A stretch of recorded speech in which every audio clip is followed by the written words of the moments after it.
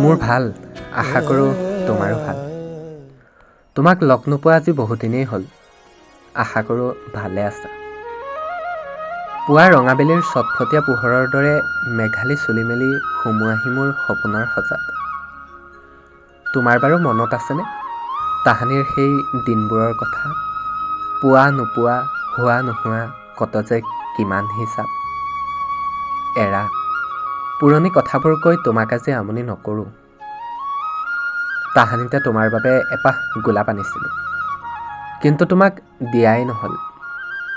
কিতাপৰ মাজত গোপনে সাঁচি ৰাখিলোঁ হেঁপাহৰ গোলাপ পাহি। সতেজ পাহিবোৰ শুকাই গ'ল, পাহিবোৰ চুলে তোমাক স্পৰ্শ কৰা যেন লাগে। সেইবাবে মৰহা ফুলপাহি মোৰ আজিও প্ৰিয়।